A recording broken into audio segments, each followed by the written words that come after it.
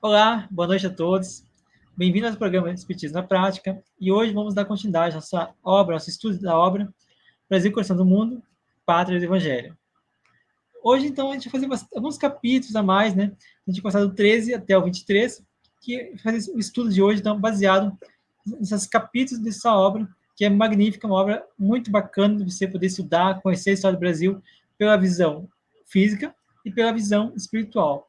Hoje contamos então com a presença da Lara. Boa noite, Lara, tudo bem? Boa noite, Jefferson. Boa noite a todos que nos acompanham aqui no Espiritismo na Prática. É uma alegria estar aqui outra vez, gente. A alegria é sempre nossa, né, Lara? Então, antes de começar aqui, como é dia de praxe, né? Gostaria de convidar vocês, então, a convidar os amigos de vocês, possa divulgar, possa compartilhar os programas de hoje, para que mais pessoas possam vir ao nosso programa, poder aprender e ver como que é linda e rica a história do Brasil, contada pelos espíritos amigos, pelo plano espiritual, a visão espiritual do todo o processo do Brasil, né, nesse caminho, essa jornada que o Brasil está seguindo aí, para poder se tornar a pátria do Evangelho, coração do mundo. Antes de começar, gostaria de ler um trechinho muito rápido aqui do capítulo 13, para que possamos então abrir o estudo de hoje. É o seguinte: os jesuítas sempre trabalharam desde o início da organização brasileira, dentro dos mais amplos sentimentos de humanidade, desculpa. Aldeavam os índios, aprendiam a língua geral, a fim de influenciar mais diretamente o ânimo deles, trazendo as tábuas rústicas às comunidades de civilização e foram, talvez, naqueles tempos, longínquos, os únicos refletores dos ensinamentos do alto, advogando o seu verbo, inspirando a causa de todos os felizes. Aqui nada mais é que os jesuítas, né, que vieram ao Brasil, aprenderam a língua dos índios, para poder, então, poder falar a mesma língua, né, poder se fazer entender pelos índios. Levar, então, a palavra do alto para que os índios poderiam ser catequizados. Né? Então, Lara, pode continuar, então, com o nosso capítulo 13. Então, vamos lá, né, gente? Nessa obra magnífica e...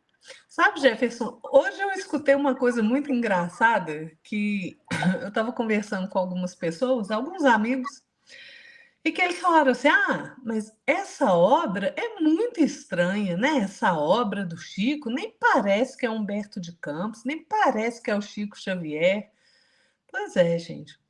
Aí eu fico pensando assim: como é que a criatura duvida de Chico Xavier? Não, claro, você pode duvidar de qualquer um, mas, gente, Chico veio com uma missão e alguém pode pensar assim que a espiritualidade superior iria permitir que não fosse Humberto de Campos, fosse um impostor, ou que o Chico fosse realmente, com toda a vigilância que ele tinha, com todo o amparo espiritual que o Chico tinha, será que eles permitiriam que o Chico fizesse alguma coisa que não estivesse dentro dos desígnios de Jesus? Não, né, gente? Então, assim, essa obra realmente é uma obra muito peculiar. Por quê? Porque trata da história, da visão espiritual da história do Brasil, não só do Brasil, né? E ali da Europa, né? Dos desdobramentos que aconteceram na Europa. Então, assim, né? Claro, cada um acredita naquilo que quiser, mas essa é uma obra riquíssima, muito bela, e eu fico muito feliz de estudar essa obra aqui com vocês, né? Porque realmente é uma obra muito bacana. Como o Jefferson falou aí, o capítulo 13 vai tratar do Marquês de Pombal e dos jesuítas, né? E é interessante que o Humberto de Campos dê esse título, né, Pombal e os jesuítas, porque esse capítulo trata exatamente desse embate que teve do Marquês de Pombal com os jesuítas, né? Por quê? Era a época do reinado ali de Dom João V, né, que era um esbanjador, e ele morre e sobe ao trono, então, Dom José I, né? E o Dom José era o quinto rei da dinastia da Casa dos Braganças, né? Então, assim, ele escolhe o Dom José I como primeiro-ministro o Sebastião José de Carvalho e Melo, que viria a ser o Marquês de Pombal. Mas, olha que interessante o que o Humberto de Campos vai nos contar, que mostra exatamente o enredo dos acontecimentos e a influência da alta espiritualidade para que os acontecimentos saiam conforme o planejado. Humberto de Campos vai dizer assim: as falanges espirituais, desvelando-se pela evolução portuguesa, né? Porque, como a gente viu, o Henrique de Sagres, que é o espírito Elio, né, foi pedir a Jesus ali providências quanto a Portugal, porque Portugal estava ali, né, numa situação precária. Aí Humberto de Campos fala assim: haviam escolhido, né, as falanges espirituais haviam escolhido previamente esse homem para a reconstrução das energias da pátria, após os desvarios de Dom João V. Está falando do Dom José I. O monarca esbanjador e arbitrário, que nunca reuniu as cortes para uma consulta necessária aos interesses do povo. O escolhido, né, que é Dom José I, porém não soube corresponder integralmente às sagradas expectativas dos gênios espirituais da terra portuguesa. Se construiu grandes obras, no plano das realizações materiais, cometeu graves injustiças com a sua ditadura renovadora. Então, vejam, a espiritualidade está sempre atenta a tudo que acontece e, né, eu não canso de falar, né? Quando Kardec pergunta lá se os espíritos influenciam na nossa vida, qual que é a resposta? De ordinários são eles que vos dirigem? Olha a prova aí. Então, o Marquês de Pombal tem ali, acende aquela posição de primeiro-ministro, né? E ele começa, gente. Portugal estava em plena época ali da Inquisição, né? Portugal se rendeu a esse flagelo da humanidade que foi o período da Inquisição. E o Marquês de Pombal, então, começa toda uma perseguição ali, aquela Companhia de Jesus que foi formada ali, né, nos planos superiores, por Ismael, né, por Elio ali, para eles poderem trazer para o Brasil espíritos comprometidos, né, com o avanço dos povos indígenas, né, espalhando a doutrina de Jesus. Então, o Marquês de Pombal, o que ele faz? Ele sai perseguindo todo mundo, né? Fecha, não é ele que fecha, né? Mas o Papa ali fecha, acaba fechando a Companhia de Jesus, né? Os jesuítas que estavam no Brasil começam a ser perseguidos também, né? Mas o que acontece? O Dom José I, em 1758, ele sofre um atentado. Esse atentado, eles atribuíram, ele foi alvejado por tiros de bacamarte, né? Bacamarte, gente, era aquela espingarda assim, né? Bem rudimentar até, né? E ele foi alvejado ali, quase morreu, né? O que acontece? Eles implicaram 3 famílias, né? Os Távora, os Altóguia e os Aveiros. E o que acontece? O Marquês de Pombal, então, vira e fala assim: olha, isso aí é obra dos jesuítas. Eles é que estão por trás disso aí tudo. E acontece o seguinte: os Atouguia e os Aveiro realmente estavam ali envolvidos, mas os Távora não. E aí, alguns nobres ali de Portugal, né, algumas pessoas influentes, viram e falaram assim: olha, eles não têm nada a ver com isso, né? E não adiantou nada, gente. Está parecendo o Brasil de hoje, né?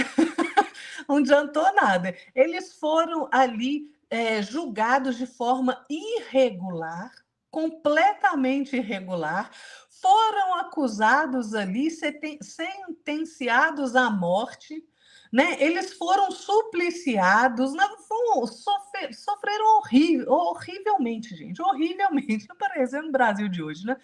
E o que aconteceu? há todo Portugal já está muito comprometido com a Europa por conta da Inquisição. E agora vem Portugal e faz toda essa injustiça aí. O que acontece? O Marquês de Pombal, então, aproveitou para falar assim: olha, os jesuítas estão por trás disso aí, hein? Então, o que acontece? O Papa. Por quê, gente? Lembram da frase que o Jefferson leu no início? Os jesuítas sempre trabalharam dentro dos mais amplos sentimentos de humanidade. O que acontece?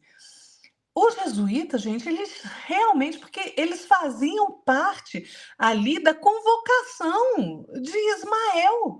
Então, eles realmente tinham.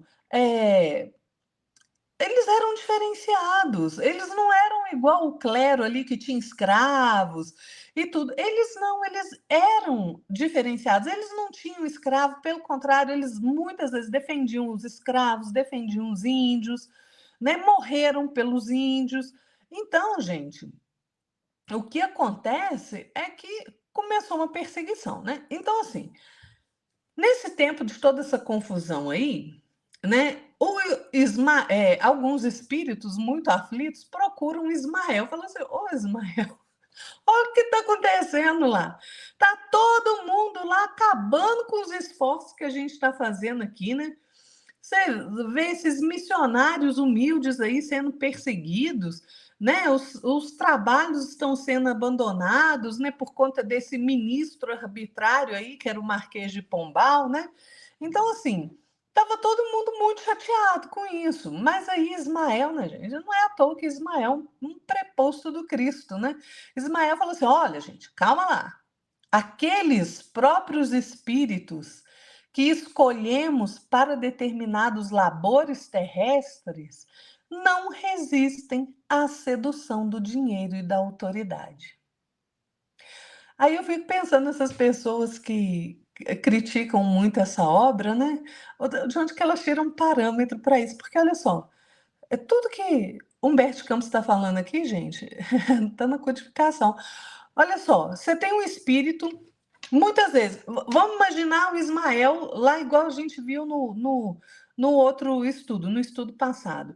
Ele vai, desce aquelas regiões sombrias, onde aqueles espíritos ali estão clamando por socorro, oferece a eles oportunidades. Só que, gente, na hora que chega na reencarnação, que a gente esquece as coisas, muitas vezes a nossa má índole, né? A nossa moral muito precária, falida, o que acontece? A gente volta a cometer os mesmos erros. O apelo material é muito gigante, né? Isso eu não estou justificando, não, gente. Eu estou falando é que é a nossa falta de boa vontade com as coisas, né? Porque a gente se deixa seduzir pelo materialismo, né? Então, vocês veem, o Ismael vai falar assim: olha, esses espíritos sentem-se traídos em suas próprias forças, entregando-se sem resistência ao inimigo oculto que lhes envenena o coração. Deixai aos déspotas da terra liberdade de agir sob o império da sua ambição e da sua prepotência, por mais que operem. Olha que coisa que o Ismael vai falar. Por mais que operem com as suas possibilidades no plano físico, a vitória pertencerá sempre a Jesus, que é a claridade suave e doce de todos os corações. Então, gente, não adianta, né? Esses espíritos aí que perturbam, essas criaturas que perturbam a paz comum, né? Seja com esforços ditatoriais, né? Com injustiças, não adianta, gente, não adianta. Este planeta é governado por Jesus.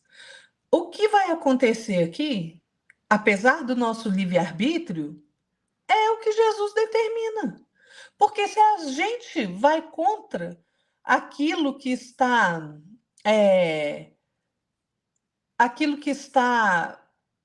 por exemplo, nos desígnios de Jesus, a gente vai e faz tudo ao contrário, Jesus vem e modifica. Insere outra pessoa ali, Ah, a espiritualidade vai, gente, e faz todo um planejamento. Vamos usar isso aqui, isso aqui, isso aqui. Aí esse aqui começa a não responder. Esse aqui também não. A espiritualidade vem e insere um outro fator aqui, gente. Olha o que acontece no mundo inteiro, é isso. Quando a coisa começa a ficar muito complicada, sempre surge uma outra pessoa ali que vai dar cabo daquela situação horrorosa, né? Então, assim, a gente precisa confiar, né, gente? A gente precisa confiar realmente. Esse capítulo é belíssimo, leiam ele completo, porque ele é muito, muito interessante. Aí Ismael vai falar dos tiranos, né? Vai pedir para clarear ali os ignorantes. Olha o que Ismael vai falar. Peçamos a Jesus pelos tiranos e pelos nossos companheiros desviados da consciência retilínea. Olha que coisa interessante. O Ismael, ele não está pedindo só por aqueles que estão aflitos com toda a situação. Ele está pedindo também por aqueles que são responsáveis por todos os desvios que estão acontecendo. Isso é uma grandeza, gente, de espírito que é muito difícil a gente compreender, né? Então, Ismael vai acabar dizendo assim para esses espíritos que o procuraram, falando assim: olha, vossos irmãos, transformando a cruz do Cristo num símbolo de opressão e despotismo, nos tribunais malditos da Inquisição, cavam a sepultura moral das almas, que se compadecem com o sacrilégio e com a ignomínia. Quanto aos políticos, prestem atenção, gente. Quanto aos políticos, eles têm uma órbita de ação que não lhes é possível ultrapassar. O tempo e a experiência, com a dor que é a sua eterna aliada, ensinarão às suas consciências a lei de fraternidade e de amor por eles esquecida, nos dias do seu fastígio e da sua glória efêmera sobre a face do mundo.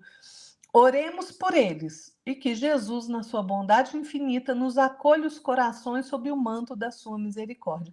Gente, na história do nosso planeta, né, quantos países aí não sofreram com políticos desastrosos, tiranos, né, maldosos, que muitas vezes usurparam o poder de forma completamente equivocada. Mas a espiritualidade aproveita toda a situação para, por exemplo, tragam então aqueles espíritos que estão clamando lá nas trevas lá para reencarnar aqui, que eles vão pagar o seu débito aqui com esse sofrimento. Então não há sofrimento em vão, gente.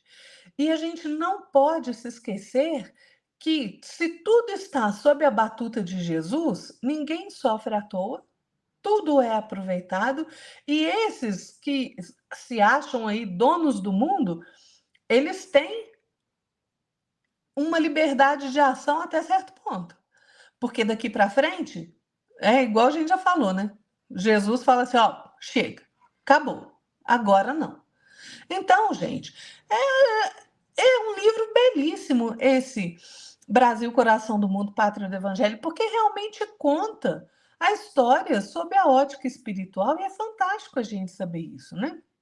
Então, assim, como eu falei, o Papa Clemente, Clemente XIV, ele acaba com a Companhia de Jesus em 1773, mas em 1814, com o Papa Pio VII, ela volta. Mas, claro, né? Os jesuítas nunca mais tiveram ali o prestígio, né, que eles tinham antes, né? Então, assim, enquanto isso, o Marquês de Pombal, gente, que fez toda essa confusão aí, ele simplesmente é abandonado. Por quê? Porque Dom José I morre, né? Quando ele está agonizando ali, o cardeal de Lisboa, que foi indicado pelo Marquês de Pombal, né? Então ele trai o Marquês de Pombal, ele vira e fala assim: olha, sua época aí já acabou, entendeu? Você não tem mais nada para fazer aqui. E aí a Dona Maria I, que sobe ao trono, demite o Marquês de Pombal, né? Ela acaba banindo ele da corte e ele então se retira lá para a Vila de Pombal e morre em 1782, humilhado, esquecido e cheio de desgosto. Pois é, gente, né? Não adianta fazer o mal, não, gente, que a gente colhe o mal, né? E assim a gente chega na Inconfidência Mineira. A Inconfidência Mineira, ela tem algumas questões muito interessantes, né? Primeiro, quem estava no trono de Portugal era Dona Maria I, né? Como eu falei. Ela foi conhecida como a princesa piedosa, mas ela não tinha nada de piedosa, não, gente. Sabe? Assim, o que acontece? Ela se comprometeu muito com as execuções que ela mandou fazer, né? Então, assim, Portugal ali estava sentindo ir embora ali, se esvair ali as forças dele, que voltou a ser poderoso e agora estava indo para decadência e para ruína de novo depois depois do Dom João VI, do Dom José I e agora com a Dona Maria, e o negócio lá não ficou muito bom, não. E aí, o Humberto de Campos vai dizer assim: olha, não fossem as notáveis influências de um Martinho de Melo ou de um Duque de Lafões, talvez fosse ainda mais desastroso o reinado de Dona Maria, escravizada ao fanatismo do tempo e às opiniões dos seus confessores. Ela tinha ali, né, os padres ali, os cardeais ali que ela confessava, e o que acontecia? Ela ficava muito presa às opiniões deles. E aí, gente, o que acontecia? O Brasil, enquanto isso, estava sofrendo ali vexame atrás de vexame, né, na questão da sua liberdade. Então, em Minas Gerais, o que acontece? Minas Gerais tinha ali, estava se consolidando ali a Vila Rica, né? Que é Ouro Preto, né, gente? O que acontece? Ali estava uma nascente ali de poderosos pensadores, né? Escritores, poetas, filósofos, e estava todo mundo muito insatisfeito ali com a situação do Brasil, né? Muito mesmo. Então, assim, Minas Gerais, por toda a riqueza que ela tinha de ouro, de diamante, ela estava se sentindo ali muito prejudicada pela tirania de Portugal, né? Então, assim, tinham três questões muito complicadas: o clero, né? Que é a igreja, a magistratura, os juízes e o fisco, né? O fisco que é a nossa Receita Federal aí, né? Gente, presta atenção como a história se repete, nenhuma coisa impressionante. Então, o que acontecia? Todo mundo ali era muito ambicioso e queria se apossar dessas possibilidades econômicas que Minas trazia, né? Mas era, na verdade, assim, uma sede criminosa, né, gente, de fortuna. O que acontece? O clero, os padres, queriam ouro para eles poderem construir igrejas, né? Igrejas maravilhosas. Vocês veem que nós temos igrejas no Brasil ali, todas cheias de ouro, né? De não sei o que lá. Então, assim, os juízes, né? Aqueles elementos ali da magistratura, opa, tá aparecendo o Brasil de hoje de novo. Eles queriam as melhores aquisições para eles ali, né? Aí o que acontece? Por quê? Porque eles eram ali, a maioria deles de Portugal, e eles queriam voltar para Portugal bem da vida, né? Cheio de riqueza. E o que acontece? Os agentes do fisco, né, da Receita Federal da época, o que eles faziam? Eles executavam as determinações da Corte de Lisboa. Só que o que aconteceu com a corte, gente? Era ali um bando de gente que parasitava o governo. Opa, aparece hoje de novo, né? E o que acontece? Então, tinha muito estudante brasileiro na Europa essa época, né? E esse povo todo, eles se juntam e falam assim, gente, esse negócio aí não pode ser assim, né? Estados Unidos tinha acabado de proclamar independência, né? Então, assim, estava todo um ar democrático, assim, né, acontecendo. E aí, essas pessoas que falaram assim, olha, esses brasileiros, né? Falaram assim, ó, nós temos que dar um jeito nisso aí. Nós temos que fazer um movimento aí, né? Por quê? Porque eles já se sentiam ali tomados por esse sentimento de que o Brasil precisava ficar livre, né? Da maioridade mesmo do Brasil. E aí o que acontece? Se juntam ali em Minas, né? Aí são personagens que a gente conhece, né, gente? Inácio de Alvarenga, Joaquim José da Silva Xavier, o nosso Tiradentes, Cláudio Manuel da Costa, Tomás Gonzaga, né? E eles tomam ali as primeiras providências, né, para infiltração de ideias libertárias. Né? Então, eles pedem ali quem está morando na Europa, ali os estudantes brasileiros estão ali na Europa, para conversar, ver ali, né, ver se angariava ali a simpatia de alguns. Eles chegam a conversar com o embaixador da América do Norte em Paris, que não deu muita bola para eles, não. O que acontece, gente? Há todo esse movimento aí da conjuração de Minas, né? E eles eram muito aguerridos mesmo, porque eles estavam tomados ali pela concepção de liberdade política e liberdade da nação. Mas o que acontece? Claro que esse movimento, gente, ele foi suprimido ali, abafado mesmo, sufocado, porque Portugal não queria isso. Claro que não queria, né? Então, assim, o vice-rei Luís de Vasconcelos, ele faz, então, a prisão de Tiradentes lá no Rio de Janeiro, prende todo mundo, né? Ali os conspiradores, né? Vale a pena vocês lerem lá esse capítulo. E o que acontece? A dona Maria I lá, aí que ela se compromete muito, né, gente? O que acontece? Ela fala assim, olha, vocês vão aí, todo mundo, eu não vou matar ninguém, não, né? Ela transforma a pena de morte em degredo perpétuo, né? Lá na África. Então, esse povo todo foi degradado para a África, menos Tiradentes. Por quê? Tiradentes, gente, ela falou assim, enforque-o. Que ele morra na forca.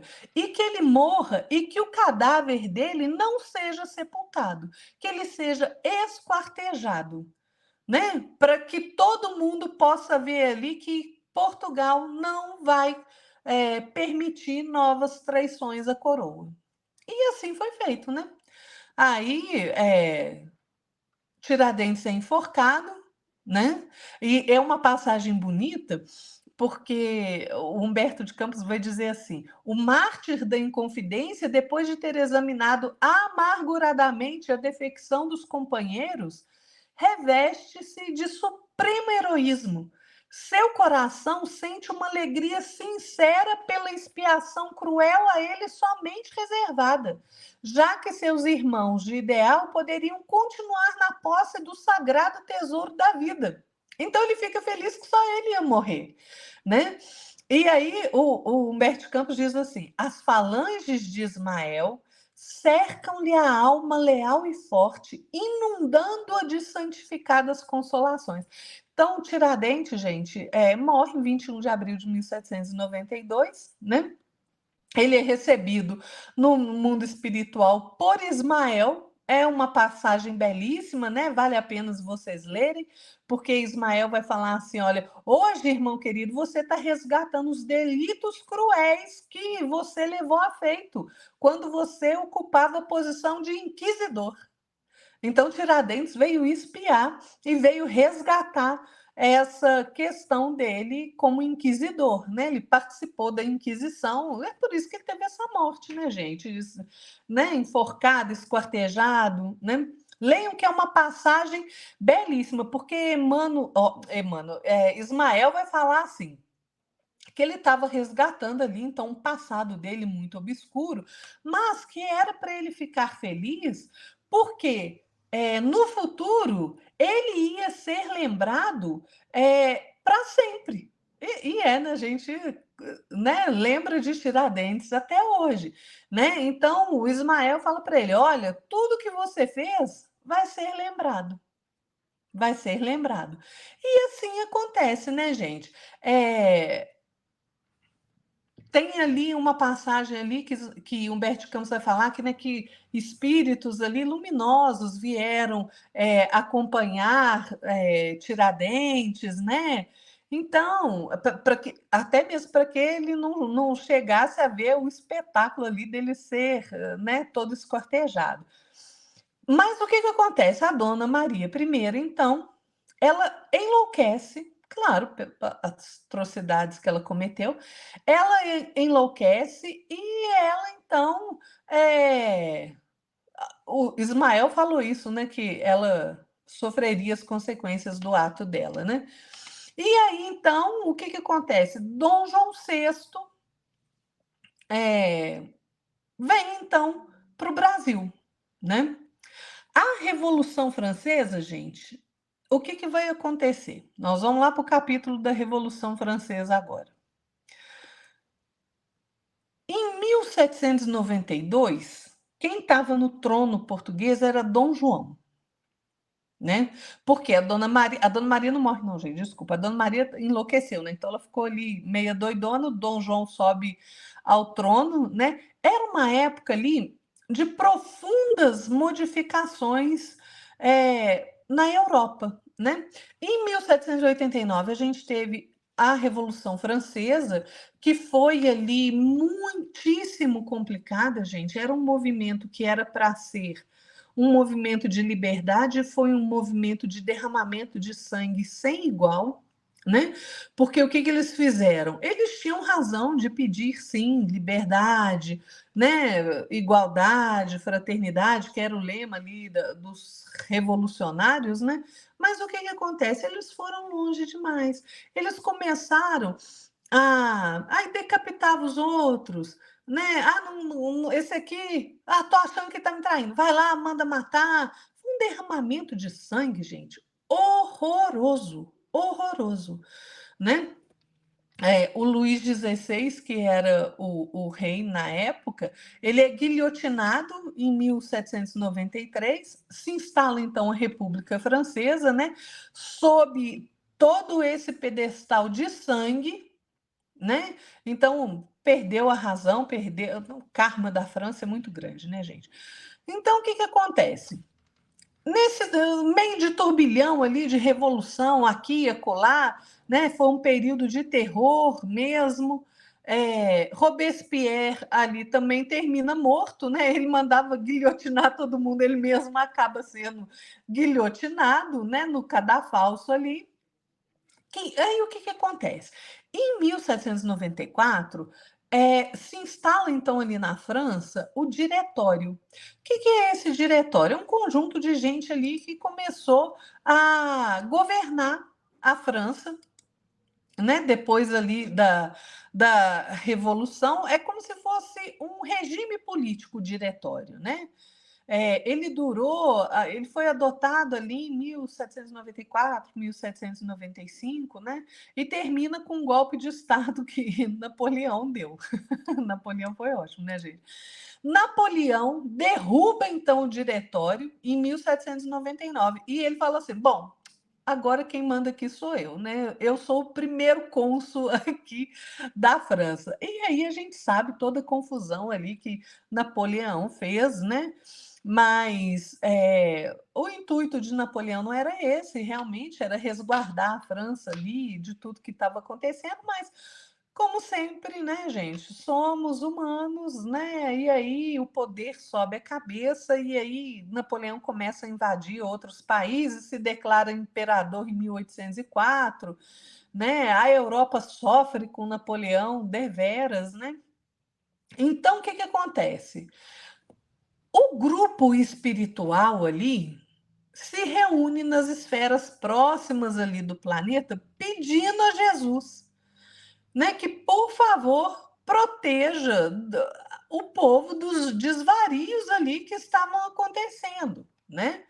E aí, alguns emissários de Jesus vêm então com uma palavra, né, de esclarecimento, de conforto para esses espíritos que foram pedir ajuda. E eles vão falar assim: olha, Jesus está falando que nós temos que espalhar a sua luz e o seu amor infinito sobre todos os corações que sofrem na terra.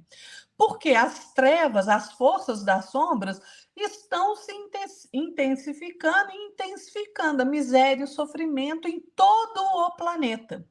Em todo o planeta. Gente, as trevas, elas não sossegam. Quem acha, tem essa ilusão de que as trevas, né, não fazem nada, elas trabalham o tempo inteiro para derrotar o Cordeiro, a política do Cordeiro. Por quê? Porque eles já vieram degradados, gente. E sabe-se lá quantas vezes eles vieram degradados e agora eles vão ser degradados novamente, porque não aprenderam, né? Não conseguiram ainda, depois de tanto tempo, se modificar. Alguns se modificou, mas a maioria não. Então vão ser degradados de novo, né? E aí eles vão instigando todas essas ondas revolucionárias que acontecem no mundo, né? Gente, essas ondas revolucionárias, elas só servem para encher de sangue o planeta. Só isso, né? Então, esses emissários aí de Jesus falam assim: olha, levantemos o espírito geral das coletividades oprimidas, renovando a concepção de liberdade na face do mundo, né? Então, há toda uma conversa ali desses espíritos, né, com esses emissários do mais alto, né? E eles continuam explicando ali, falam assim: olha, o plano divino sempre é de evolução e progresso, mas a revolução e a guerra, elas não estão no determinismo das leis de Deus. Quem faz isso é o livre-arbítrio aí de vocês, entendeu? Que fomentam isso daí. Então, o que acontece? A revolução, a guerra, é um atrito tenebroso das correntes do mal, né? E que vão conduzir ali o barco da vida humana a muitas dores expiatórias, diz esse emissário do alto. Então, gente, vale a pena ir ler este capítulo, ler o livro inteiro, né? Mas esse capítulo da Revolução Francesa é muito peculiar, né? Por quê? Esses emissários do alto, eles continuam explicando ali sobre esses espíritos trevosos, né? Eles vão falar assim, olha, os espíritos das trevas se reúnem para a chacina e para a destruição, como acontece atualmente na Terra. E continua acontecendo, né, gente? Aliando-se às tendências e às fraquezas das criaturas humanas, levam a mentalidade geral a todos os desvarios. Eles julgam estabelecer o império das sombras no plano moral do globo terrestre. Mas a verdade é que todos os triunfos pertencem a Jesus, e as correntes da luz e do bem absorvem todas as atividades, anulando os resultados porventura verificados com a expansão limitada das trevas. Então, sim, eles tentam, claro, mas por que às vezes, gente, a gente tem que pensar assim, né, Jefferson? Eu sempre gosto de pensar assim. Por que o mal às vezes dá esse surto, né, de ganhar espaço e acontecer todas essas misérias? Gente, porque nós somos invigilantes. Nós nos sintonizamos com eles e passamos a ser ferramentas deles, ao invés de ser ferramenta do bem. Como é que eu me sintonizo com as trevas? Quando eu faço escolhas erradas, quando eu leio livros que não me acrescentam em nada, quando eu faço escolhas equivocadas em todas as partes da minha vida, quando eu opto por fazer a maldade, fazer a fofoca, fazer a calúnia. Assim a gente vai se sintonizando. Quando eu me ligo a ideias anticristãs, contrárias ao Cristo, né? Então, assim, quem defende aborto, quem defende assassinato, esse terrorista, esse tipo de coisa, é bom tomar cuidado, porque você está se sintonizando ali com forças que não são do bem, né? Então, é o que esses emissários do alto vão falar. Eles vão falar assim: olha, mas ai daqueles que fomentarem semelhantes delitos para as suas almas. A noite dos séculos é mais sombria e mais dolorosa. Infelizes de quantos tentarem fechar a porta ao progresso dos seus irmãos, porque acima da justiça subornável dos homens a um tribunal onde impera a equidade inviolável. Pois é, a gente não precisa falar mais nada, né? Então, gente, essa assembleia ali ainda conversa mais um pouco, e aí cada um vai lá para os seus afazeres, né? Então, o século XIX, ele começa ali embalado pelo barulho das armas, né? Em todo canto do planeta, né? Portugal se alia à Inglaterra para resistir ali a Napoleão, né? E o que, que acontece? Dom João VI hesita, mas ele é aconselhado pelos ingleses, fala: olha, vá para a sua colônia, vá lá para o Brasil. E ele vem, então, né, para o Brasil e vem com um punhado de gente ali, chega no Brasil, né? E aí a gente vai ter todos os acontecimentos ali de que a Casa de Bragança ia expandir ali os limites do seu reino, né, para encontrar aqui no Brasil um campo fértil, né, de acolhimento e de amor, já que a Europa estava sob toda essa questão da guerra, né? Jefferson, quer falar alguma coisa? Estou falando demais? Então vamos lá. A gente continua aqui com Dom João VI no Brasil, quando ele chega, né? Henrique de Sagres, né, gente? Mais uma vez ali tá ali cuidando de Portugal, né? E junto com Ismael, né? Então eles apoiam essa vinda de Dom João VI para o Brasil. E o que vai acontecer? Ismael reúne então os colaboradores dele ali e vai fazer alguns esclarecimentos, né? Ele vai falar assim: olha, um novo período surgirá agora para as nossas atividades na terra do Evangelho. Ao sopro das inspirações divinas, reformar-se-á toda a vida política da pátria, onde edificaremos mais tarde a obra de Jesus. Então, Ismael pede para que, né, os emissários dele ali inspirarem a quantos ali estiverem ali à frente dos interesses do povo para iluminar o caminho deles com ideias generosas, fraternas, de liberdade. Então vejam como a espiritualidade age, né? Para que esses emissários ali de Ismael pudessem inspirar os encarnados, né, que ocupavam ali posições de poder, para que fosse feito toda essa transformação ali para que eles fossem mais generosos mesmo, mais fraternos, né, para que essas ideias de liberdade tomassem vulto no Brasil, né? Então, assim, há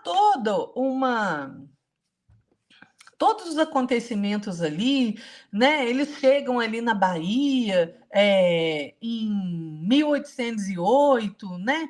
Então, gente, vão lá ler porque realmente vale a pena ler, né? Toda essa parte aí. O que acontece? Dom João VI, ele fica maravilhado quando ele chega no Brasil.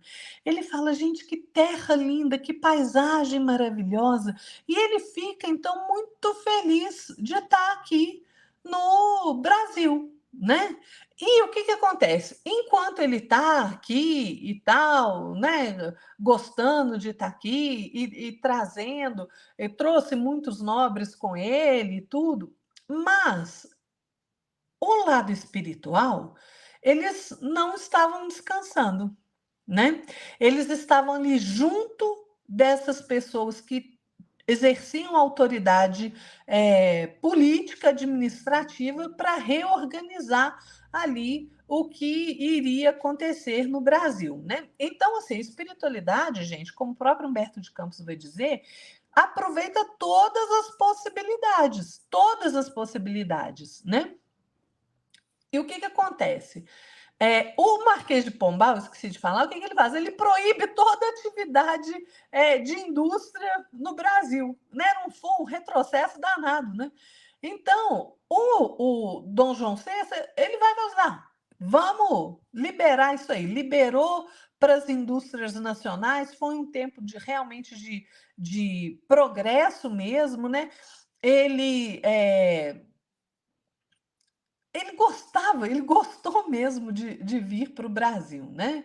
Então, assim, gente, o que acontece? Ele gostou tanto, mas tanto do Brasil, que ele fundou, sob o governo dele, a Escola de Medicina, primeira Escola de Medicina, o Liceu de Artes e Ofícios, o Banco do Brasil, né?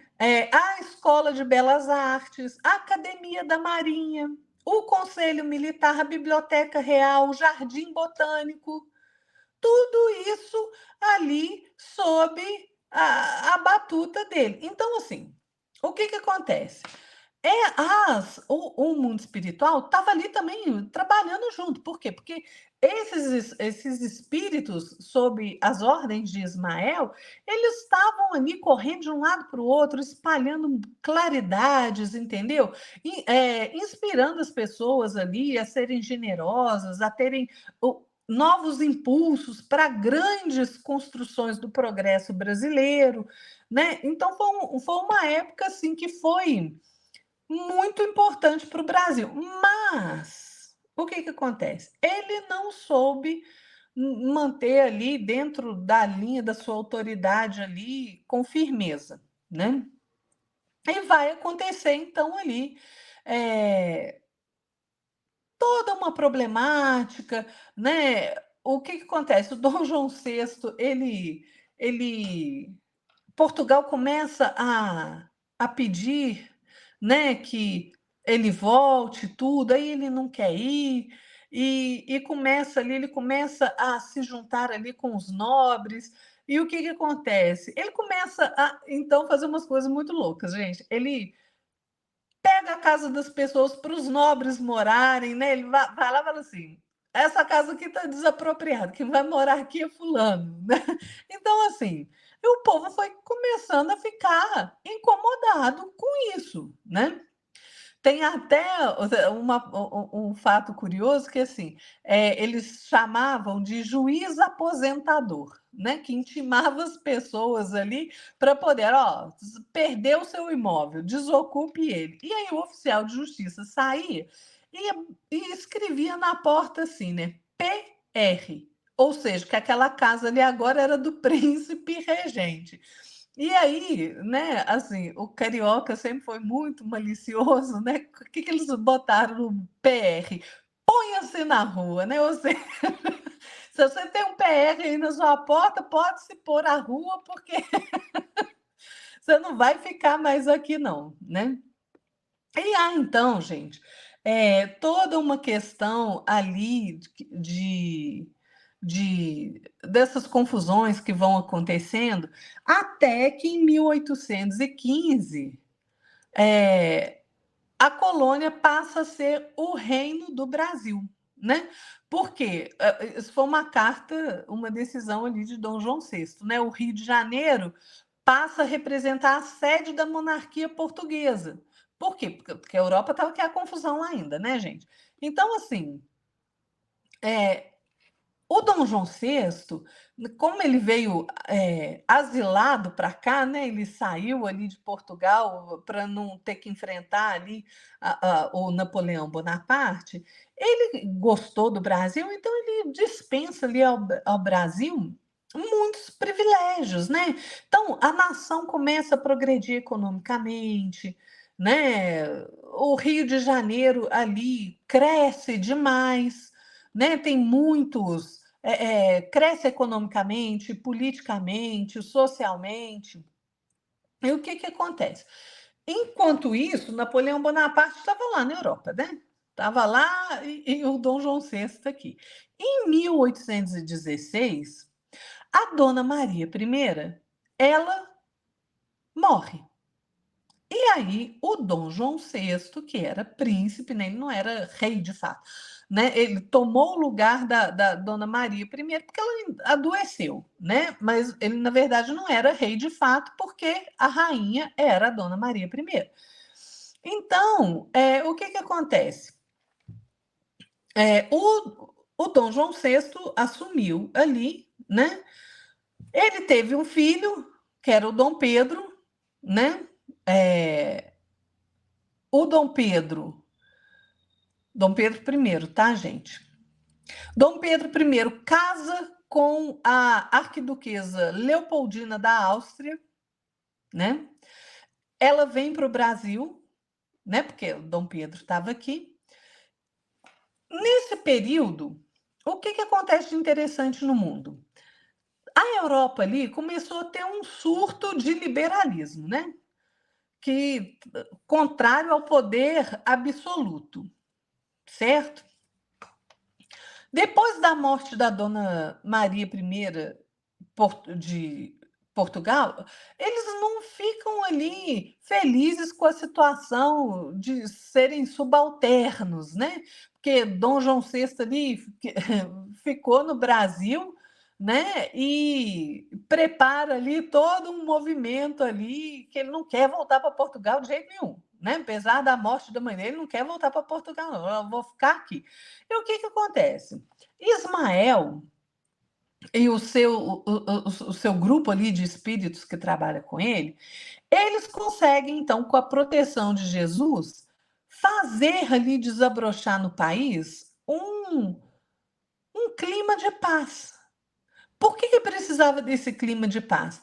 Para que houvesse a emancipação do Brasil, né? Porque o Brasil ficasse, então, independente, não fosse mais colônia, mas ficasse ali independente de Portugal, né?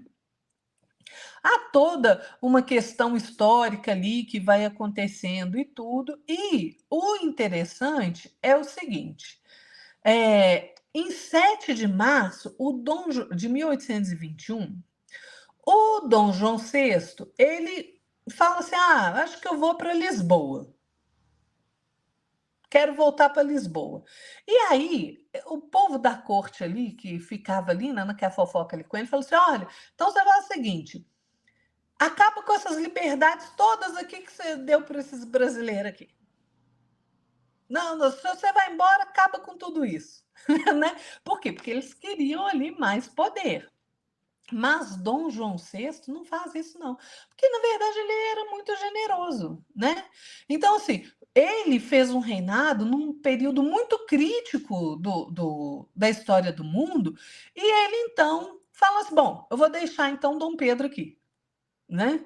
Como príncipe regente. E ele ainda fala, né, a famosa recomendação dele, que ele fala assim, olha, Pedro, se o Brasil se separar de Portugal, antes seja para ti, que me respeitarás do que para alguns desses aventureiros, que era o que eles queriam, né? Então, o que acontece? O Dom João VI está lá em Portugal, né? O Dom Pedro ficou aqui como príncipe regente. Gente, todo um movimento ali, o mundo estava muito confuso nessa época, realmente, né? Era muito conflito, né? Ao mesmo tempo em que havia ali os arroubos de liberdade, liberalismo, né? Mas foi um período muito complicado mesmo, né? Alguns portugueses, com Dom João VI lá em Portugal, teve gente que ficou assim: olha, vai ser um perigo se o Brasil declarar ali a independência, né? Não ficar sob o jugo de Portugal. Por quê? Porque eles queriam poder, né? Mas Dom Pedro I estava aqui. E olha o que Humberto de Campos vai dizer. A mais preciosa gema que se havia engastado a coroa da Casa de Bragança estava prestes a desprender-se para sempre, né? Ou seja, o Brasil estava prestes a conseguir a sua emancipação, a sua independência. E tinha toda uma confusão, gente. Por quê? Portugal ali tinha os deputados dele ali nas cortes, o Brasil tinha menos deputado ainda, e vivia um embate ali, né, no calor ali do embate das ideias e tudo. O que acontece? Ismael, então, orienta aqueles espíritos que estão sob as suas ordens a cultivarem, a inspirarem no coração ali dos brasileiros as ideias liberais e de liberdade, né? E isso vai acontecendo. Tiradentes, que morreu, né, faz parte deste movimento ali com Ismael, né? Tá ali sob a batuta de Ismael, né? E Tiradentes procura Ismael e fala assim: Ô Ismael, será que agora que é o momento decisivo da nossa atuação, não? Né? Porque por toda parte tem ali uma exaltação patriótica no Brasil, né? Todas as possibilidades estão aí. Não será a nossa hora, né, de declararmos a independência desse país? Ismael ali pondera com ele, fala: olha, o problema da liberdade é uma questão delicada, sempre, para todas as criaturas. Por quê? Olha o que Ismael vai falar para ele. Todos os direitos adquiridos se fazem acompanhar de uma série de obrigações que lhes são inerentes. Então, quando a gente fica aí querendo direito demais, a cada direito que a gente quer, a gente tem obrigações a cumprir, tá? Então, ninguém tem direito de graça, gente. Todo direito é ligado ao dever, às obrigações. É isso que Ismael vai dizer a Tiradentes. Ele fala assim: olha, nós temos que considerar que toda elevação requer a plena consciência do dever a cumprir. E daí a delicadeza da nossa missão, né, Tiradentes? No sentido de repartir as responsabilidades. Então, antes dessa questão da independência, a gente precisa difundir ali entre o povo a educação individual, a educação coletiva, dentro de todas as nossas possibilidades, né? Vamos fazer o seguinte, vamos cercar o coração desse príncipe aí, né, o Dom Pedro, com as claridades fraternas da assistência espiritual. Então, veja como o mundo espiritual atua, gente, né? Vamos fazer ali, durante a sua noite ali, com que ele tenha sonhos de amor à liberdade, com que ele desenvolva no seu espírito as noções de solidariedade humana, porque isso vai ser importante para frente. E é todo um diálogo ali entre Ismael e Tiradentes, né? Até que o que vai acontecer? Vem então um movimento de emancipação que estava percorrendo ali vários departamentos de atividades, né, por todo o Brasil, né? O Rio de Janeiro ali estava fervilhando de ideias libertárias, né? Então, assim, todos os patriotas eles enxergavam em Dom Pedro a figura máxima que deveria realmente encarnar esse papel de libertador do Reino do Brasil, né?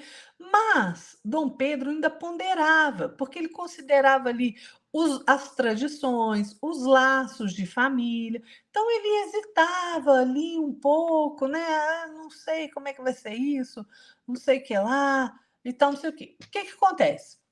Em 9 de janeiro de 1822, o Senado da Câmara aqui no Brasil leva para Dom Pedro um documento com mais de 8.000 assinaturas pedindo que Dom Pedro tomasse alguma providência. Vamos guardar essa data, gente, 9 de janeiro de 1822. Olha o que Humberto de Campos vai dizer. Dom Pedro, frente à massa de povo, sente a assistência espiritual dos companheiros de Ismael, que o incitam a completar a obra da emancipação política da pátria do Evangelho, recordando simultaneamente as palavras do pai no instante das despedidas. Lembra que ele falou que o Brasil fica, então, em tuas mãos, Pedro, e não daqueles aventureiros, né? Então, por quê? Porque o povo já tinha já estava madura essa consciência, né, de independência, de maioridade, né? Então, o que que acontece? O Dom Pedro, então, não vacila mais, né? E ele diz então, por quê? Porque Portugal, gente, estava ali instigando que Dom Pedro voltasse para Portugal. Né? Com isso, se Dom Pedro voltasse para Portugal, era como se falasse assim: opa, vamos continuar colônia, né? Porque o príncipe regente foi embora. E o que, que acontece? Então, o Dom Pedro ali é então muito inspirado e ele manda dizer, então, fala: olha, eu vou ficar no Brasil. 9 de janeiro de 1822. Para a espiritualidade, gente, esse é o momento em que o Brasil é proclamada realmente a independência do Brasil, né? 9 de janeiro de 1822. Por quê? Porque foi o ato de desobediência muito corajosa de Dom Pedro frente às determinações da coroa portuguesa, né? De Portugal ali, da corte de Portugal. E ficou todo mundo feliz, né, gente? Daí foi uma felicidade danada, porque Dom Pedro ia ficar, então foi toda aquela alegria. Aí o que, que acontece? Teve alguns problemas ali, né, de gente muito ligada a Portugal, principalmente o. Como que ele chama, gente? Esqueci o nome dele. O Jorge Avilés. Ele era um comandante ali das forças ali militares, né, de Portugal, das tropas de Portugal, e ele faz todo um movimento ali contestando essa decisão de Dom Pedro ficar. Ele quer ir lá buscar o Dom Pedro lá no Morro do Castelo, né, e levar para um barco e embarcar ele para Portugal. Mas o que, que acontece? Aí, gente, é tão bacana, né?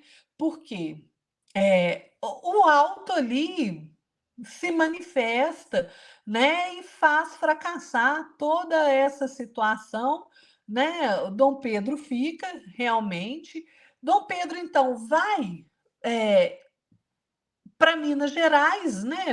Até para fortalecer essa questão ali de que ele fica no Brasil e tudo. E o que que acontece?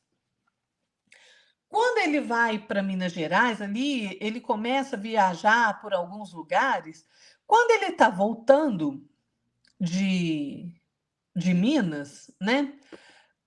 Quem aconselhou ele a fazer essa viagem, gente, foi José Bonifácio, né? De Andrada. E o que, que acontece? Quando ele está voltando, Ismael vira para Tiradentes e fala assim: olha, ô Tiradentes, você vai lá acompanhar o Dom Pedro lá. Vai acompanhar, porque ele vai ter que fazer um movimento ali para realmente ficar claro que o Brasil está independente de Portugal, né? Porque acontece ali um conclave espiritual nesse período ali, e o Ismael, então, dá por proclamada a independência do Brasil, na verdade, desde 1808, né, que o Brasil já vinha com essa vontade, né, esse espírito de liberdade, né?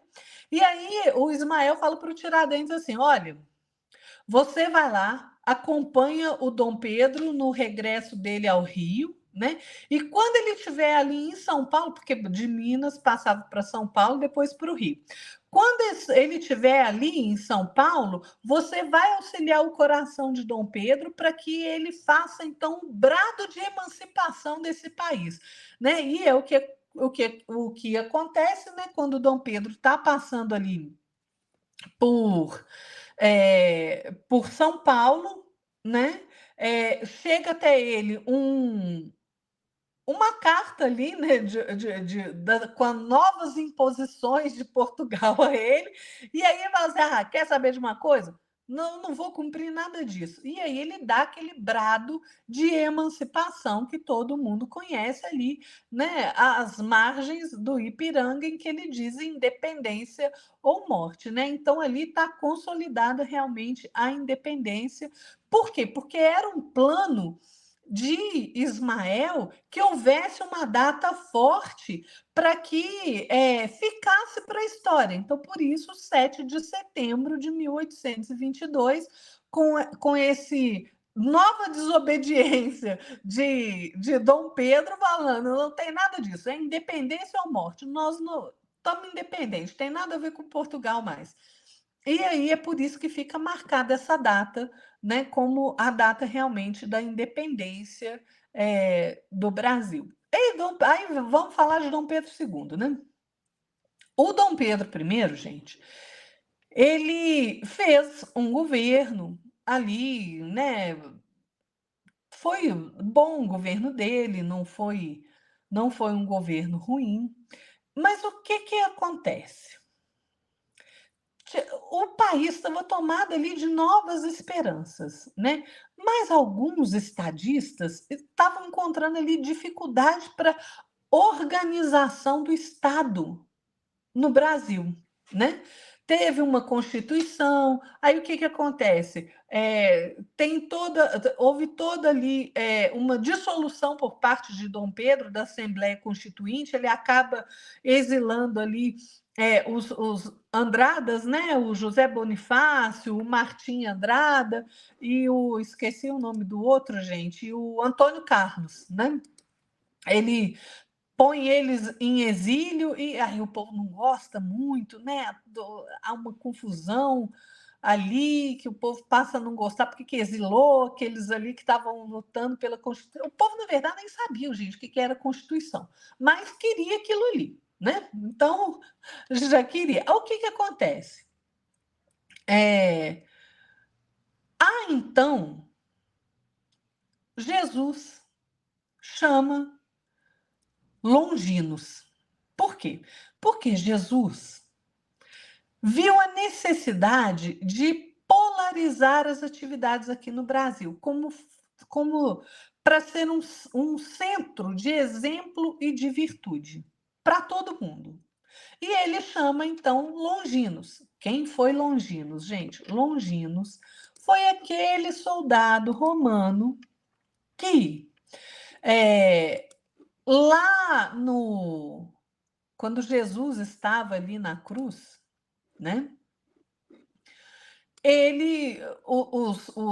O povo ali acaba pedindo ali aqueles sacerdotes ali para quebrar os joelhos de Jesus para atestar a morte dele, né? Mas Longinos não faz isso. Ele pega a lança dele e então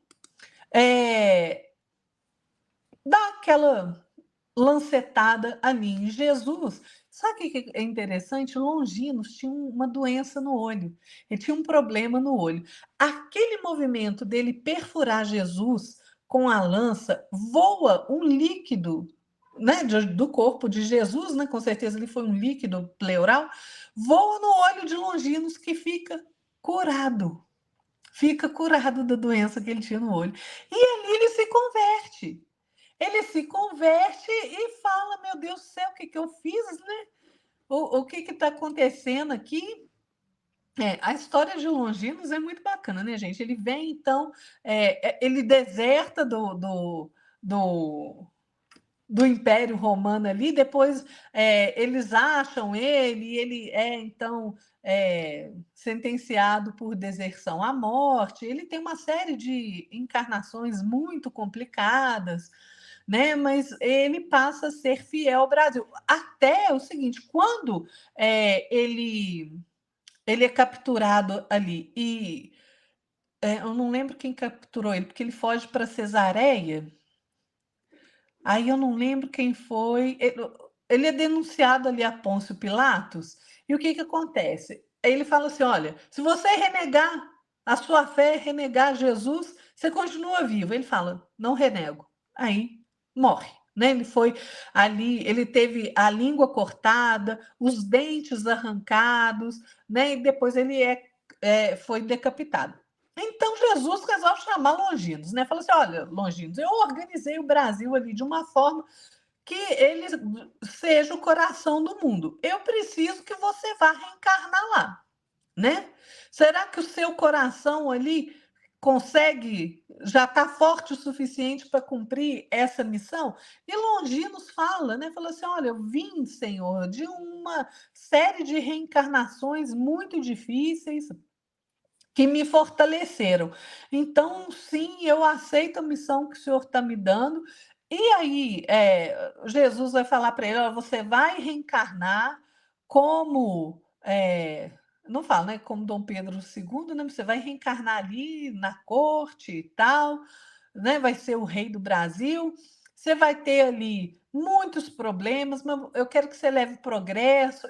Gente, Dom Pedro era extremamente culto, Dom Pedro II, extremamente culto, voltado para a ciência, ele falava muitas línguas, né? Então, assim, mas Jesus vai falar para ele: olha, você vai ser renegado, você vai ser traído. Eles, depois de tudo que você fizer pelo Brasil, eles ainda vão eles ainda vão fazer o que com você? Vão te expulsar do Brasil, entendeu? Mas assim você vai estar finalmente resgatando, vai ser sua última encarnação na Terra, nessa terra de trevas, né? Jesus fala assim para ele. E ele se sente honrado com isso, né? Ele realmente se sente muito honrado. Mas Jesus fala uma coisa muito bacana para ele. Fala assim: olha, nos seus últimos dias ali, com as lágrimas redentoras do teu sacrifício, eu vou amparar o teu coração, né, nesses momentos angustiosos, né, do teu último resgate no planeta das sombras. Nos dias da amargura final, minha luz descerá sobre os teus cabelos brancos, santificando a tua morte. Guarda a tua esperança na minha misericórdia, porque se você seguir as minhas recomendações, não vai cair nenhuma gota de sangue no instante amargo em que o teu coração vai experimentar, né? Então, gente, ele recebe realmente Longinos essa missão. Ele nasce, né, ali na família dos Braganças, como filho de Dom Pedro I, né? E nasce em 2 de dezembro de 1825, né? Nasce ali de Dona Leopoldina e Dom Pedro I, né? Ele foi um grande governante, um grande imperador, né? Ele é considerado, não pela história material, né, gente, mas ele é considerado um dos maiores republicanos que esse país já teve. Então, há ali o fim do primeiro reinado, né, de Dom Pedro I. Dom Pedro I, gente, ele era assim um pouco mulherengo, né, e o povo ficava falando muito disso, mas ele fez um bom governo, né. O povo tem mania de registrar somente essas fraquezas, né? Mas não registra ali o que há de bom. Então, o que acontece, né? Ele, como eu falei, ele dissolveu ali a Assembleia Constituinte, exilou os Andrades, começa a ter confusão para todo lado, né? E o que acontece? Lá em Pernambuco tem confusão, em outras cidades também começa a ter confusão, por quê? Porque eles queriam que houvesse ali realmente um governo mais sério, né? O que acontece, gente? O Dom Pedro I ali também foi por ele ali que teve a questão da guerra do Uruguai, né, que chamava província de Cisplatina. O Uruguai, as terras ali do Uruguai, gente, não estavam no planejamento de Jesus. Essas terras teriam que ser devolvidas, e elas foram realmente devolvidas ali em 1821. Né? Dona Carlota Joaquina é que inspira ali que fosse devolvida as terras ali, né, do que seria conhecida como Banda Oriental do Uruguai, depois passa a ser né, o que a gente conhece como Uruguai. O que acontece, gente? Enquanto estava acontecendo isso tudo ali, né, o Dom Pedro, ele faz então o quê?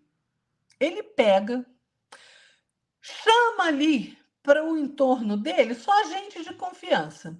E aí, gente, isso acarreta um problemão para ele. Por quê? Porque o povo fala assim: uai, mas só tem gente da sua confiança e as outras pessoas? E começa uma confusão, porque ele é acusado de proteger os interesses portugueses, eles acham que ele vai trair. Gente, Dom Pedro I, que falou que o Brasil era independente, né? Então, assim, as suas ações eram totalmente contrárias a Portugal, o povo achando que ele estava ali defendendo o interesse de Portugal. E aí acontece um punhado de confusão, acontece a noite das garrafadas, né, que ficou famosa, que foi um entrevero ali numa praça pública lá no Rio, né? Foi em 1831 um negócio louco, né? O povo começou a tirar dos casarões ali, no meio do engalfinhamento ali entre políticos, começa a tirar a garrafa para baixo, é uma confusão generalizada, né? O que acontece? Dom Pedro, então, vira e fala assim: bom, eu não vou querer que ninguém se sacrifique por minha causa. O que ele faz? Ele ali, através da inspiração de Ismael, né? Decide ir embora e deixa o rei como Dom Pedro II, né? Deixa para o seu filho, que só tinha 5 anos de idade. Ele abdica do treino em favor de Dom Pedro II, né? E quem vem tutelar Dom Pedro II é o José Bonifácio. E aí, gente, vem chegando o século XIX ali, né, que nós já estamos falando demais. Vem chegando o século XIX, ali, né, com todas essas agitações ali que a Revolução Francesa causou, né? Mas o que acontece? Jesus fez uma promessa que se ia cumprir, né? Qual foi a promessa que Jesus fez aos homens, gente? Que as claridades divinas do coração dele iam ser derramadas sobre todos, todos, né? Então, há um movimento ali na contraparte espiritual da Terra, né? Ali no espaço, para que houvesse a renovação dos surtos de progresso da coletividade. Então, muitas assembleias de espíritos começam a se reunir, né, ali de todos os lugares do planeta, para que fossem escolhidos ali, designados missionários, espíritos missionários, para que houvesse ali novas revelações. Gente, é o Consolador, né? Jesus não falou que enviaria o Consolador prometido? Chega então Allan Kardec, né? Que é esse espírito ali responsável por compilar os ensinamentos do mais alto, né? Da falange do Espírito da Verdade, que é Jesus, né? Para que fosse então o Consolador prometido, essas novas informações, né? Kardec nasce em 3 de outubro de 1804, em Lyon, né? E Humberto de Campos vai dizer assim: segundo os planos de trabalho do mundo invisível, o grande missionário, no seu maravilhoso esforço de síntese, contaria com a cooperação de uma pleiade de auxiliares da sua obra, destacados particularmente para auxiliá-lo nas individualidades de Batista Rustem, que organizaria o trabalho da fé, Leon Denis, que efetuaria o desdobramento filosófico da doutrina, Gabriel Delany, que apresentaria a estrada científica, Camille Flammarion, que abriria a cortina dos mundos, desenhando as maravilhas das paisagens celestes, coadjuvando assim a codificação kardeciana no velho mundo, dilatando-a com os necessários complementos. Então, gente, nasce ali na França o espiritismo, né? Os espíritos ali que ajudam Ismael trazem então essas inspirações para o Brasil, e eles conseguem ali fazer interessar grande número de estudiosos. tá? Então começam ali as primeiras experiências, né, espiritistas na pátria do Evangelho, né? Tem ali passagens ali de cura, né? Porque desde 1818, gente, no Brasil já tinha um círculo ali muito profícuo de homeopatia, né? Então, o que que acontece? José Bonifácio era ali, ele se correspondia ali com alguns homeopatas, né? O que que acontece?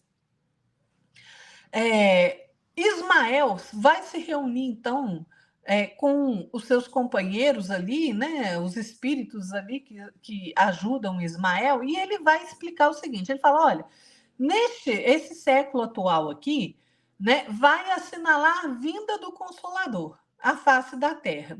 Então, são 100 anos em que vão se efetuar grandes movimentos preparatórios de outros 100 anos que hão de vir.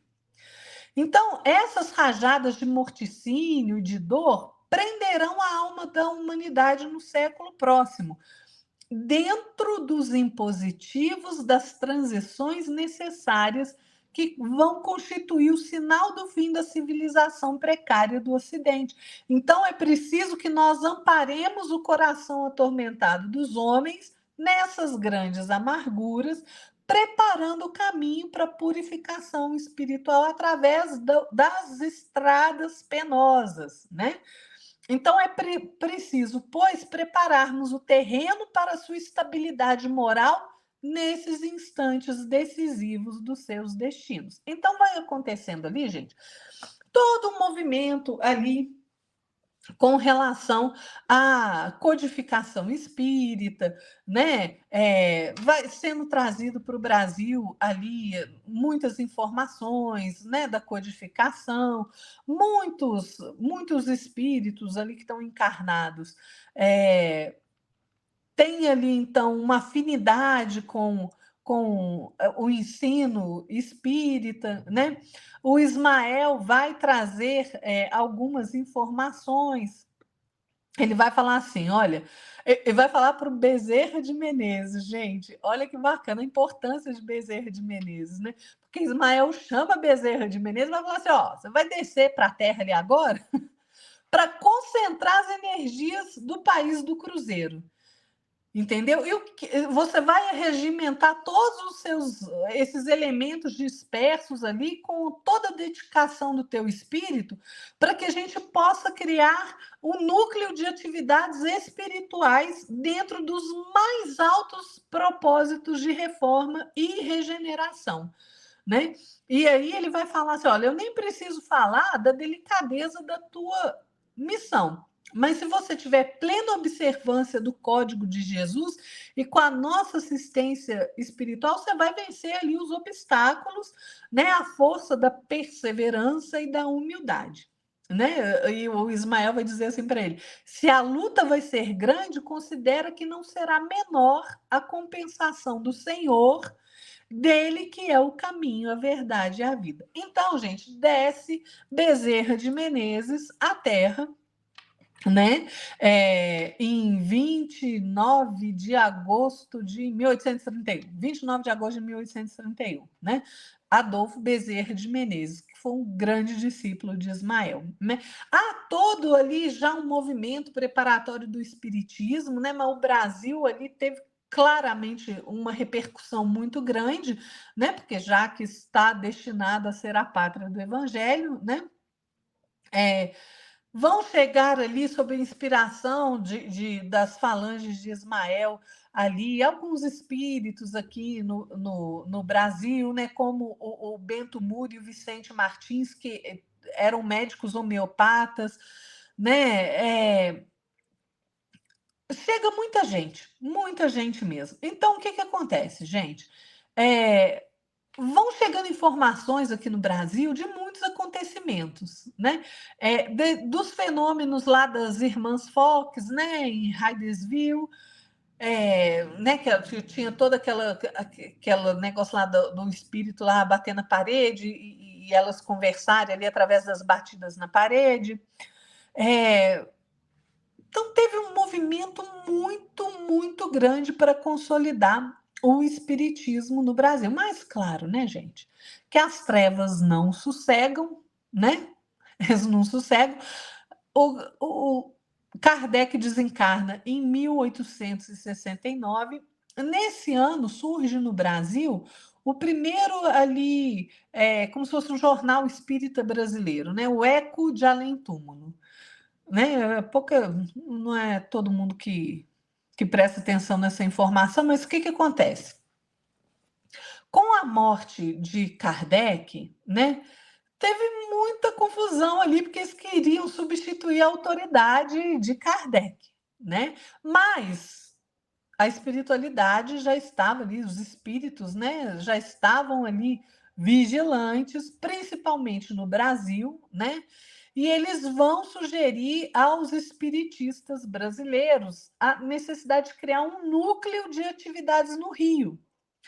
Então nasce então o grupo Confúcios, né, de estudos espíritas ali, em 1873, ele foi o primeiro grupo ali que teve estatuto impresso e tudo, né? Mas o que acontece? As trevas não descansam, né, gente? Eles vão influenciando um que abre, né, brecha pela invigilância, vão influenciando outro. Então começa a ter uma confusão ali na questão desses grupos espíritas, né, no Brasil. Inclusive, esse grupo Confúcios, ele teve uma existência muito rápida, de 3 anos, né? Mas o que acontece, gente? Bezerra de Menezes estava tendo tanta confusão, tanto embate, né, que a espiritualidade vira e fala assim, olha, chama agora, eles dão a notícia lá, chama o Bezerra de Menezes lá, que tem que começar o apostolado dele, né? O Bezerra de Menezes, gente, ele veio por conta de quê? Porque ele trouxe harmonia ao movimento espírita no Brasil. Ele serenou os conflitos, ele estabeleceu ali discrição, né? Principalmente com esses espíritos ali que tinham um temperamento mais combativo, né? Então, gente, a obra de Ismael foi consolidada aqui, né, nesse tempo ali. Essas divergências foram atenuadas, né, para que a tranquilidade ali pudesse reinar novamente. E, gente, nós temos que entender que tudo está sob a égide do Cristo. Nada, nada passa despercebido a ele. Né? Então, todos esses movimentos que aconteceram só serviram para fortalecer o espiritismo. Né? E esse plano de Ismael para cá, para fortalecer e trazer mesmo o espiritismo para cá, porque essa era a vontade de Jesus, né? Afinal, a sua árvore do seu evangelho está plantada aqui, ela se consolida ali meio com a o fortalecimento ali, a consolidação da Federação Espírita Brasileira. Né? Bezerra de Menezes foi presidente da FEB, né? Eu não me lembro que, se você se lembrar aí quando é que foi, Jefferson, eu não estou me lembrando aqui agora. Então, gente, tudo está sob a batuta de Jesus e a gente percebe como os espíritos trabalham nos bastidores da vida para fazer com que os desígnios de Deus e de Jesus sejam cumpridos onde quer que seja, né? Falei muito, né, Jefferson? Eu estava mudo aqui. Não, Lara, muito bom, né, que você falou, né? E é interessante, né, Lara? A gente vai acompanhando a história e a gente verifica como o trabalho que o plano espiritual realizou em favor do Brasil, né? Dirigindo, formando a sua equipe, o plano espiritual, e trazendo para a encarnação, pelo físico, né? Então a gente viu aí Tiradentes, viu Dom Pedro I e II, enfim, várias personalidades, né? E o mais interessante, agora no finalzinho que você falou, referente ao grupo Confúcio, né? Infelizmente as trevas estão sempre atuando, né? E eu me recordo, eu não vou me lembrar qual livro agora, mas eu vou deixar aqui na descrição o livro, tá? Que fala sobre isso, onde Emmanuel fala, né, acho que foi em 1984, se não me engano, ou 87, não me lembro. Emmanuel fala o seguinte, que 2/3, né, dos médiuns espíritos aqui no Brasil são médiuns ainda bem complicados, bem complicados. Então, o que nos resta a pensar e meditar frente a isso? Que a gente, quando a gente vai frequentar um centro espírita, é importante que nós tenhamos cuidado, não só no centro espírita, mas fora também dele, porque muitas vezes as entidades nos envolvem, antes da gente ir para uma atividade espírita, ou ir para assistir uma palestra, ou fazer um tratamento de cura, os espíritos negativos nos inspiram para dar tudo errado. Então, ali, coloca no nosso caminho pessoas que vão estar ali fazendo fofoca, fazendo discórdia, falando mal disso, tentando falar assuntos que não são pertinentes na hora, né? Então, a gente tem que estar totalmente vigilante. Se a gente não está vigilante, a gente vai estar fazendo com que entre dentro da casa espírita, apesar de toda a proteção que um centro espírita tem, pensamentos como esses. E aí, isso vai minando, né, o ambiente de forma que esse ambiente fique totalmente, por um tempo, né, passando um tempo, fique totalmente desequilibrado. E aí que eles conseguem influenciar, então, os médiums, os frequentadores e, principalmente, o diretor e o dirigente, né? Então, é importante nós termos esse cuidado. Tá? Se a gente realmente é trabalhador de Jesus, quer viver na luz, precisamos começar por nós. Nós temos que levar a luz aonde a gente estiver, aonde a gente for, e temos que fazer com que essa luz que a gente quer ser, que a gente quer fazer com que o centro espírita seja um centro de equilíbrio, de cura, de tratamento, de reflexão, seja começando por nós. Então, os cuidados que nós temos que ter é essencial. A gente não ser a pedra, né, que eu falei na programa passado, a pedra na sandália de Jesus, né? Então, é importante a gente ter esse pensamento, né? Então, Lara, se você não tiver mais nada a falar, eu vou fazer minhas considerações finais. Beleza. Você falou bastante hoje. Até peço desculpa, né, Lara, porque eu já tinha combinado com a Lara. Eu tô com um probleminha no dente, não posso ficar falando muito, né? Então, senão a gente vai ter que ir dentista de novo. Então, vou fazer as considerações finais.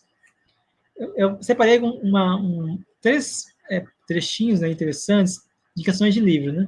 Então, primeiramente, né, o Coração do Mundo, Padre Evangelho, né, que é importante.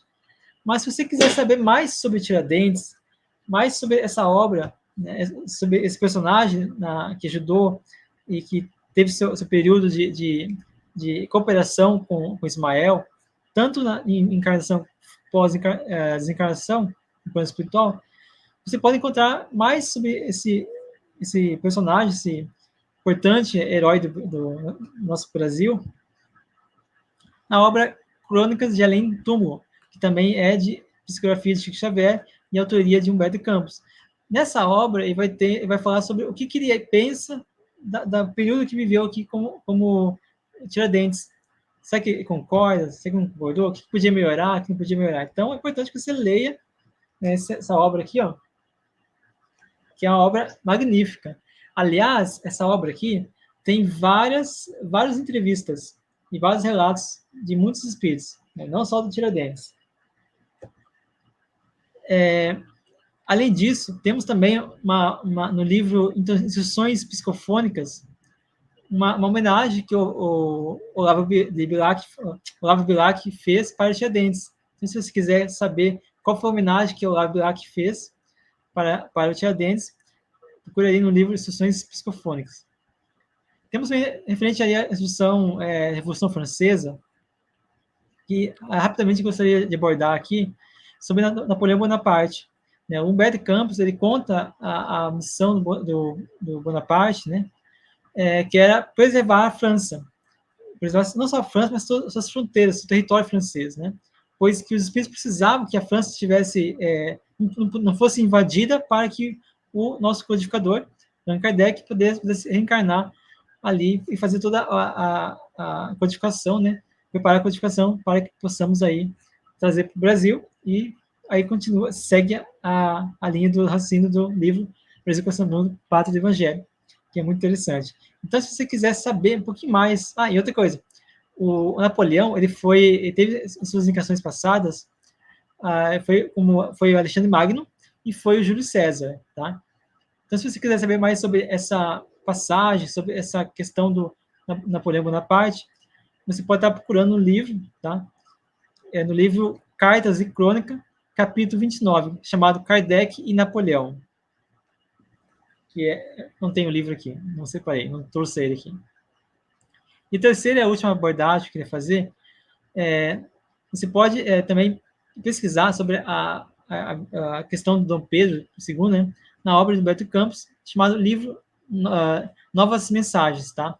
Onde Humberto Campos faz também uma breve entrevista com Dom Pedro II, né, falando sobre as questões do Brasil, o que ele pensa, né, quais são as circunstâncias que ele conviveu, que acha fez errado, fez certo, né? Então, se quiser saber mais sobre essas questões, sobre esses três personagens que eu consegui buscar aí para vocês, acho interessante vocês pesquisarem, estudarem e meditarem sobre as palavras que esses espíritos trazem para nós aí. Então, Lara, pode fazer as considerações finais? Gente, eu fico pensando na questão da reencarnação, né? Desses espíritos missionários que reencarnam, de outros espíritos que a espiritualidade, né, aposta sua ficha ali, a pessoa não corresponde. A reencarnação não melhora ninguém. Melhora obrigatoriamente, não melhora ninguém. Melhora se a pessoa quiser melhorar, né? A reencarnação é ferramenta de misericórdia de Deus para que a gente se melhore, mas depende da nossa vontade. Então, falar que a reencarnação um fulano reencarnou, o outro reencarnou e agora é melhor. Não. A gente vê muitos casos, igual aqui nesse livro, Brasil, Coração do Mundo, Pátria do Evangelho, em que o espírito reencarna, a espiritualidade está apostando ali naquele espírito, né, para que ele faça um movimento ali de melhoria, e o espírito simplesmente cede aos apelos do materialismo e mete os pés pelas mãos, comete uma quantidade de insanidade, né? Então, assim, nós temos que ter na nossa mente que reencarnar, gente, é uma oportunidade de melhoria. E aí, nós decidimos, eu quero melhorar? Ou eu quero ficar do jeito que eu estou? Ou eu quero complicar mais ainda a minha situação? O Jefferson falou uma coisa interessante. As trevas sempre acham alguém disposto a ajudá-las, mesmo dentro do movimento espírita. Né? Eu não gosto dessa expressão movimento espírita, né? Que parece que é um entra e sai danado, mas não é isso. Mesmo dentro do espiritismo, acham algum médium ali que, pelos enganos que comete, né, pela invigilância, cede então ali a esses apelos e torna-se um ponto de desentendimento, de discórdia. Foi isso que aconteceu, né, nesses grupos aqui no Brasil. Nós temos que ser boas ferramentas na obra do Pai. Boas ferramentas. A gente vê aí quantos exemplos tem, porque se a gente se afinizar com as trevas, gente, nós vamos precisar de muitas lágrimas, num círculo de reencarnação ali tenebroso, né? Para que a gente se reabilite, então, né? Porque Deus nos dá a eternidade para que a gente se reajuste à sua lei e progrida, né? Mas aí eu tenho que perguntar a mim mesmo: será que eu quero ficar onde eu estou ou será que eu quero melhorar? Essa é a pergunta que todos nós temos que fazer nesses tempos. Então, esse livro ele é muito providencial para que a gente entenda que todo esse movimento que os espíritos superiores fazem, e os espíritos das trevas também fazem, né? De um lado, querendo a ruína, os trevosos, e a espiritualidade superior, para que nós sejamos ferramentas habilidosas, úteis, de progresso. Então, Vamos ler esse livro com um pouquinho mais de cuidado e perceber as nuances desse movimento da espiritualidade superior interferindo, inspirando, né, sob os auspícios de Jesus, para que tudo se consolide, porque vai se consolidar, gente. E aí, nós queremos estar aqui ou nós queremos ir para outro lugar? Vamos pensar nisso.